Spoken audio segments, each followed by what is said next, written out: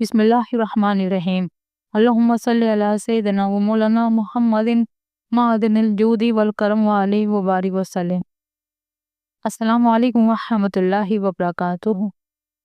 हज़रत मूसा अलैहिस्सलाम से जानवरों की ज़ुबान सीखने वाले शख्स का अंजाम।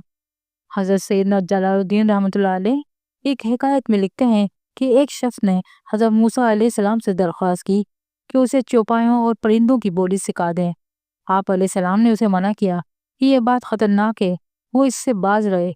इसने इसरार किया तो हज़रत सैयदना मूसा अलैहिस्सलाम ने उसे कुत्ते और मुर्गे की बोली सिखा दी। सुबह के वक्त इसकी खादमा ने दस्तरखान झाड़ा तो बासी रोटी का टुकड़ा गिरा। मुर्ग ने इस टुकड़े को उठा लिया। कुत्ता मुर्ग के पास आया और उसने कहा कि मुर्ग, तू दाना भी चुग सकता है और कुत्ता दाना खाने से आजिज है, लिहाजा मुर्ग वो रोटी का टुकड़ा इसे दे दे। मुर्ग ने कुत्ते से कहा कि चुप हो जा, गम न कर, आका का घोड़ा कल मर जाएगा, तुझे अल्लाह पेट भर कर खाना खिलाएगा। मालिक इनकी बोली समझ रहा था, इसने घोड़ा फरोख्त कर दिया और अपने आप को नुकसान से बचा लिया। दूसरे दिन भी मुर्ग रोटी ले उड़ा और घोड़ा ना मरा तो कुत्ते ने मुर्ग से शिकायत की कि वो झूठा है और कुत्ते को भूख से दूचार कर दिया है। मुर्ग ने कुत्ते को तसल्ली दी कि घोड़ा मरा तो है, लेकिन दूसरे घर में, फिक्र न कर, कल मालिक का खच्चर मर जाएगा और उसे सिर्फ कुत्ते ही खा सकेंगे। मालिक जो इनकी बोली समझ रहा था, इसने खच्चर भी फरोख्त कर दिया और दूसरे नुकसान से भी खुद को बचा लिया।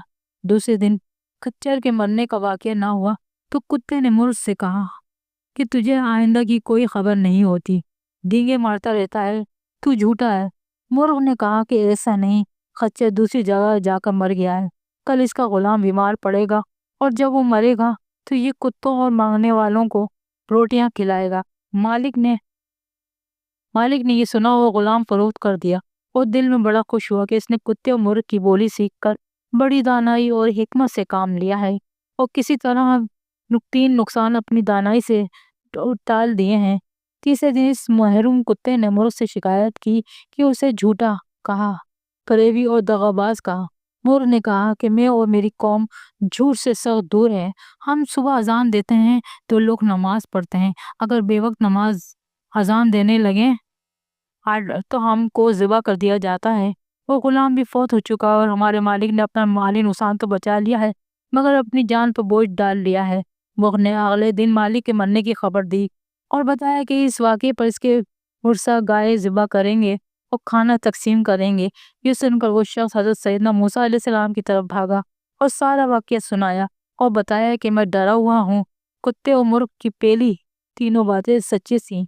अब जबकि उन्होंने इसके मरने की खबर दे दी है तो हज़रत मूसा अलैहिस्सलाम ने उसे पनाह दे सकते हैं। हज़रत मूसा अलैहिस्सलाम ने इस शख्स से कहा कि फितरत का उसूल है कि जब उसकी कमान से तीर निकल जाए तो मूसा अलैहिस्सलाम भी उसे वापस नहीं कर सकते।